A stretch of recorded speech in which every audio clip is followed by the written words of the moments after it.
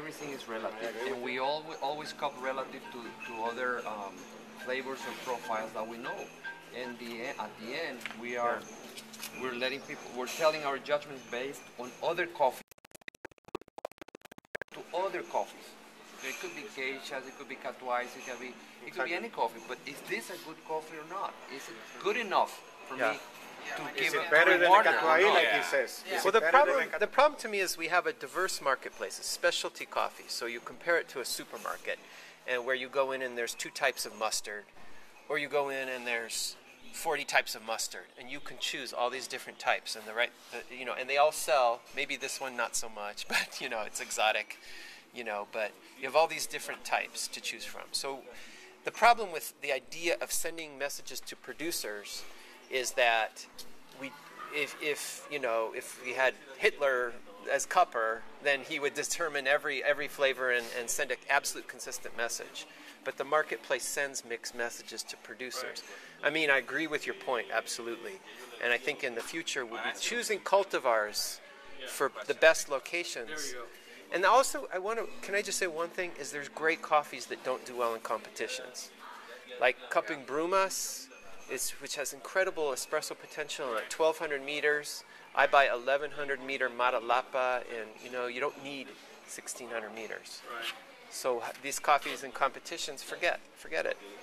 Because I really enjoy the geisha with all its total universal flavors and its richness. Yeah. And you can see a big difference between a wannabe geisha or a mixed geisha versus a real high-grown geisha. So, do you want to reward purity? Do you want to reward blends? Well, what about your Mamakata Garrido? I bought that.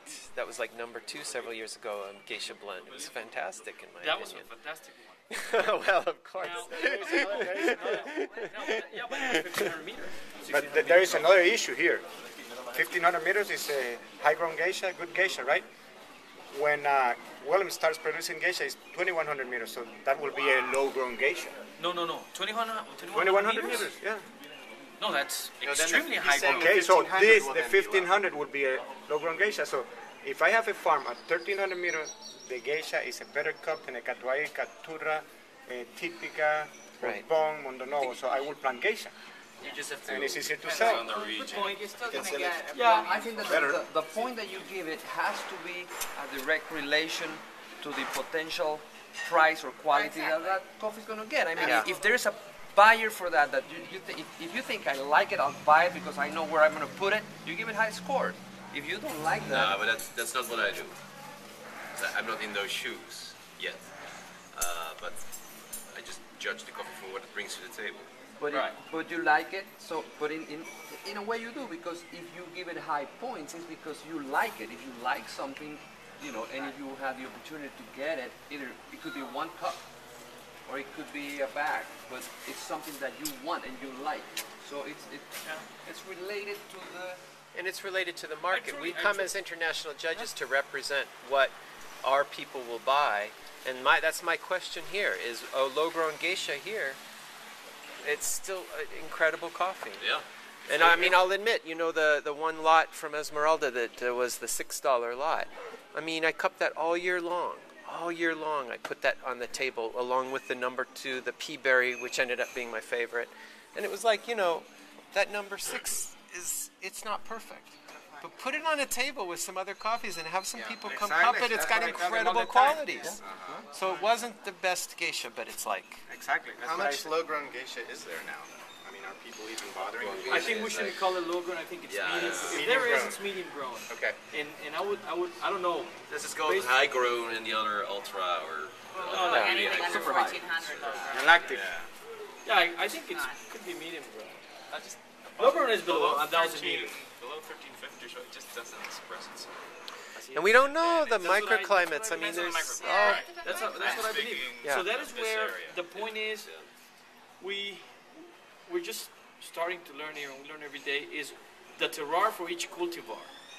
We must be careful in recommending wisely the producer. I mean, the producer at the end pays the invoice. And when I say producer, it's like a whole range of producers, from really micro producers to estate producers. They pay the invoice at the end. Yeah. So are we gonna really be responsible for what he's doing? Is that specific cultivar the best cultivar for that specific microclimate, for that specific soil? Yeah. So that is where, because it has happened to us in Costa Rica, where regretfully some producers have changed their whole cultivars because they were misled that cultivar was good for that terroir, having much better cultivars to grow. What do you mean better misled? crops. What do you mean misled? Misled is when we give signals to producers that at the end are not the correct. When he has been growing good coffee for so many years, and then he changes the cultivar. Or in the case And he Costa doesn't Rica find a was market. misled by Catimor. by Catimor and Costa Rica 95 and this idea of monoculture, coffee as monoculture. Before And we now you're just casting off that yoke, but Panama's kind of already pushed ahead of Right, that right. because they didn't have to cast off that Right. that yoke of Before we go into Catimor the room, 95. that coffee, that geisha, 1,350 meters, is competing against coffee from 1,600, 650, 1,700, 1,800, 1,900, and it's right there. Well, the other thing is that you Yeah. don't know So what, it's a what good- area it's or a what good altitude choice. the coffee is from. So The- you have the to geisha. assess that the best you can and Yeah. give them your best value.